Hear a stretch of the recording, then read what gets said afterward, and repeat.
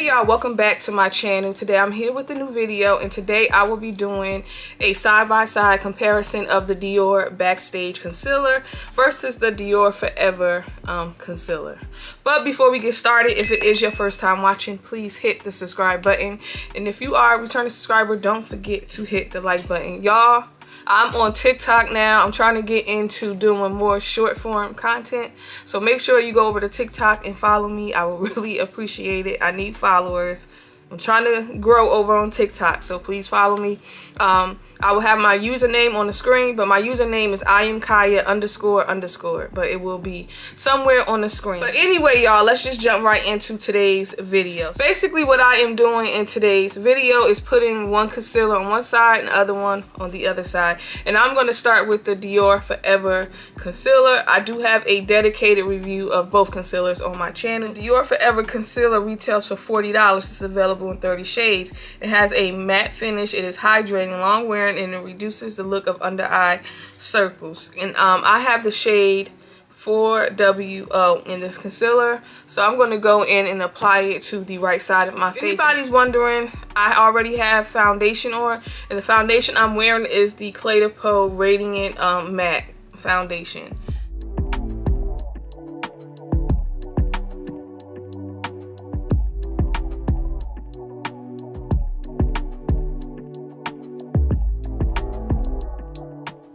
Okay, now that I have the concealer blended out, I am going to go in with some powder. And the powder I'm using today is the Givenchy Prism powder. But as you see, this blended out easily. It is matte.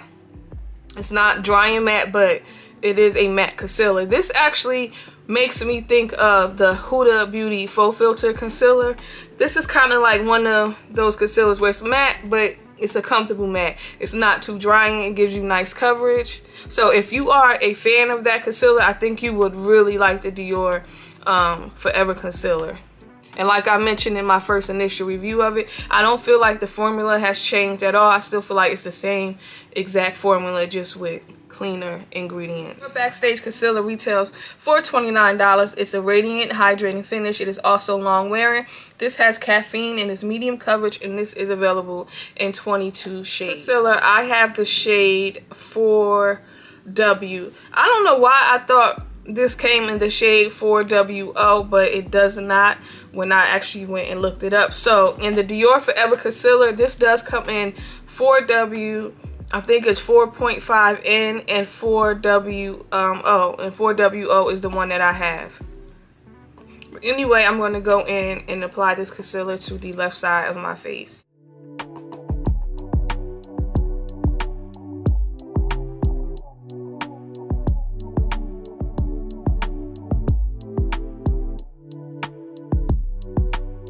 Alright y'all, so this is what the Dior Backstage concealer looks like blended out.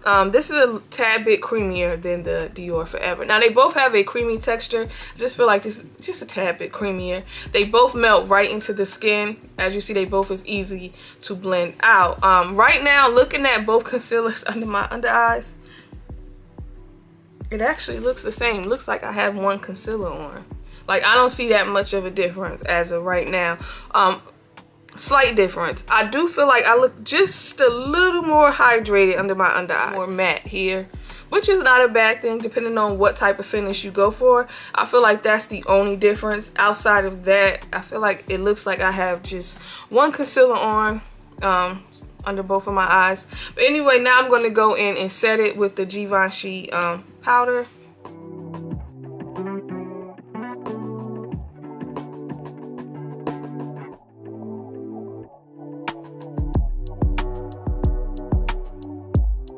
I'm back with both concealers on. I have the Dior Forever on the right side, and I have the Dior Backstage on the left side of my face.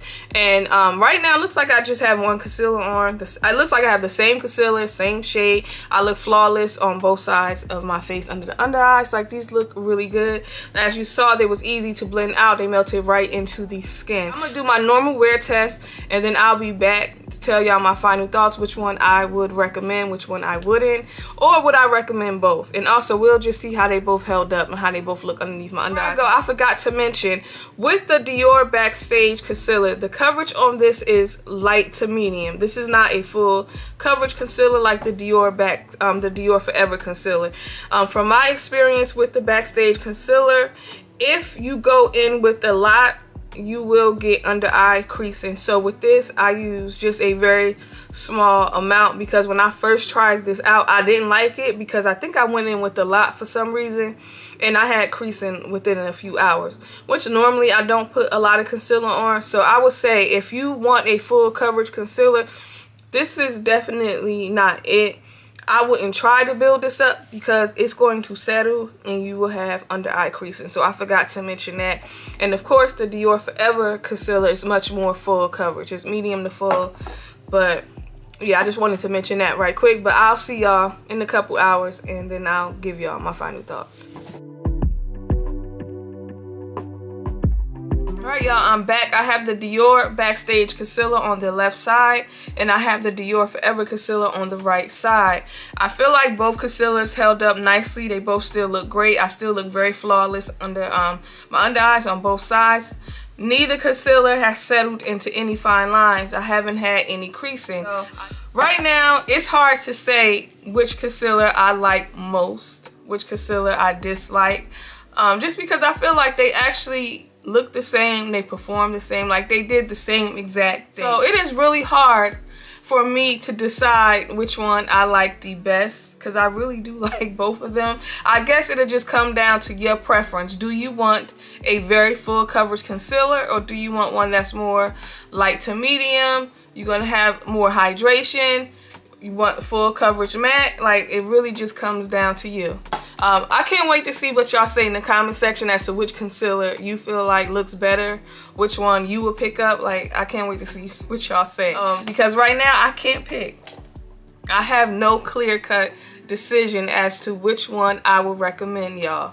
And I hate when that happens because I like to give y'all a clear-cut choice. This really comes down to your preference. I will say that the Dior Forever concealer is more matte, it's full coverage. So if you're someone who don't like a matte full coverage concealer, then the Dior Forever is not for you. A concealer that has light to medium coverage, something that's still going to give you that flawless under eye look, then the Dior Backstage concealer might be for you. And also, this does have caffeine in it, so that helps with making you look more awake. Forever concealer does retail for $40. Keep that in mind. And I think this has about 30 shades, 30 to 33 from what I remember. And the Dior Backstage concealer retails for $29, and there's about 20 shades. So yeah, that's pretty much it for today's video. I feel like I got the same end result. It's pretty much up to you as to which one you want to go with. Do you want to pick up both? Are you only getting one? You're not getting either? Let me know in the comment section. Also, tell me which side do you feel looks a lot better than the other. I can't wait to hear what y'all say in the comment section. Y'all, that is it for today's video. Hopefully you guys enjoyed it. And most importantly, do not forget to like and subscribe. And I'll see y'all later. Bye.